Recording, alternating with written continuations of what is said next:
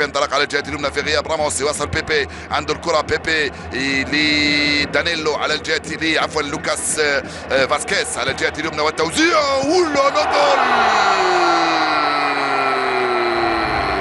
أول كرة وأول لقطة وأول توزيعة وأول تسديدة من كريم بنزيما يفتح مجال التسجيل للريال عند الدقيقة الرابعة من انطلاقة المباراة، ويسجل 7 أهداف، وكرة كانت من أروع ما يكون من لوكاس فاسكيز، كان موجود على الجهة اليمنى مع بيبي، حطها على طبق في اتجاه كريم بنزيما. هاي الكرة من لوكاس، شوف كيف طرفها بيبي وصلته، واو حتى بيبي يفنن ويوزع كرات مثل هذه، حطها في رجل كريم بنزيما. أول أهداف المباراة للريال عند الدقيقة الرابعة من انطلاقتها. التمريرة كانت من بيبي، ليس من خامس رودريغيز ولا من رونالدو ولا من لوكا مودريتش ولا من توني كروس، هي من بيبي، حطها على طبق لكريم بنزيما. 7 أهدافه. لوكا مودريتش رجعت له مرة ثانية، راح يرفعها لوكا مودريتش، يفضل يتريث لوكا مودريتش. هاي الكرة ناحية فاسكيز، لوكاس فاسكيز مضطر يرجع تماما لخامس رودريغيز وبابا خطيرة، كريم بنزيما جول ثاني للريال من كريم، استلم داخل منطقة العمليات بيمناه وسدد بيسراه. رونالدو كان ينتظر ضربة جزاء، كريم يسجل هدفه الثامن هذا الموسم. كريم وكأنه يريد أن يضغط على قرار الاتحاد الفرنسي والمدرب الفرنسي ورئيس الوزراء الفرنسي، ويقول له بأنني أستحق أن أكون في المنتخب الفرنسي في اليورو المقبل. أنا في أحد الأحوال مسجل ثنائية اليوم أمام ريال مدريد. الكرة كانت على الجهة اليمنى في اتجاه لوكاس فاسكيز، رجعت مباشرة لخامس رودريغيز، حطها من هناك لجاريث بيل، رجعها جاريث بيل في اتجاه كريستيانو رونالدو، كان فيه مسك طالب بضربة جزاء. بنزيما في الاستلام، المراوغة والتسديد باليسرى على يمين الحارس فيتشنتي غوايتا. الريال 2 خطافي 0 بفضل كريم بنزيما.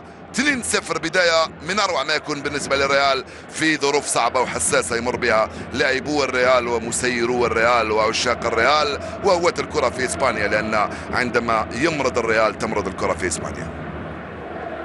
خامس رودريغيز مع كريم، يفضل يلعبها مع لويس دانيلو امام زوج لاعبين، يرجع لخامس رودريغيز مع كريم بنزيما، يرفعها في القائمة الثانية، كرة خطيرة رونالدو وبابا جاريث بيل جول.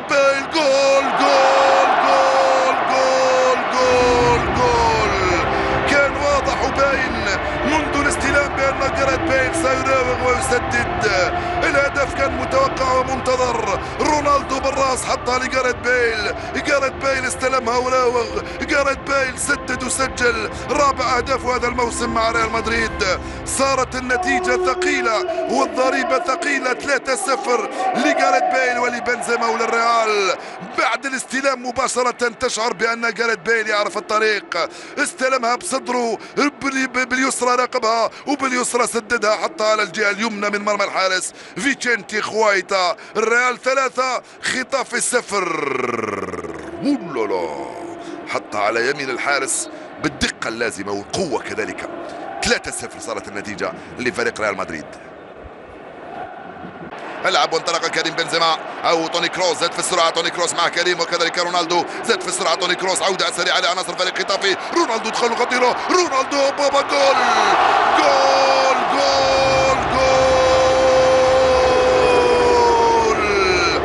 الهدف العاشر لكريستيانو رونالدو، الهدف ال19 لكريستيانو رونالدو امام خطافي الذي يصبح ثاني فريق سجل عليه رونالدو عدد الاهداف، 19 هدفا على اشبيليا ونفس العدد على خطافي. سرعة فائقة منذ حين، فقد كنت أقول بأن المساحات مفيدة جدا بالنسبة لعناصر الريال التي تبحث عن كرات مثل هذه ووضعيات مثل هذه لتمرر ناحية كريستيانو رونالدو. توغل واستلم، سدد كرة أرضية زاحفة، لا يفوت ولا يضيع في وضعيات مثل هذه رغم العودة القوية من قبل المدافع روبرتو لاغو، ولكن رونالدو كان أقوى وسجل الهدف الرابع للريال. 4-0 بعد 38 دقيقة منذ انطلاقة الشوط الأول. رونالدو سجل العاشر، رونالدو سجل ال19 له أمام خطافي.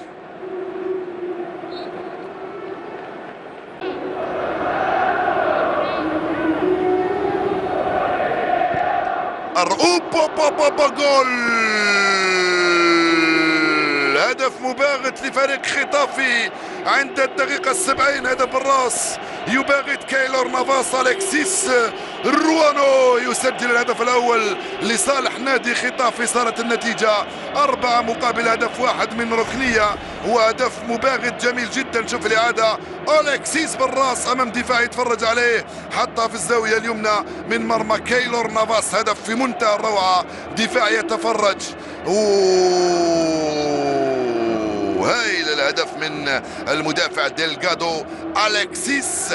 4-1 صارت النتيجة الآن في وقت انخفض رتم المباراة وانخفض رتم أداء ريال مدريد.